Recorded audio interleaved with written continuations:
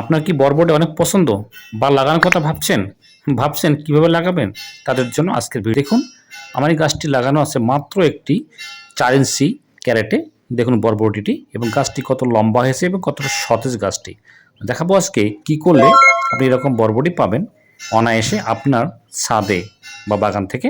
চলুন দেখে নিই। অবশ্যই আগে মাটি তৈরি করে নেবেন ভালোভাবে, কম্পোস্ট সার, কোকোপিট বা একটু রাসায়নিক সার দিয়ে। ভালো মানের বীজ রোপণ করুন। চারা গজানো পাটকাঠি বা লাঠি আটকে দিন গাছটি উঠার জন্য।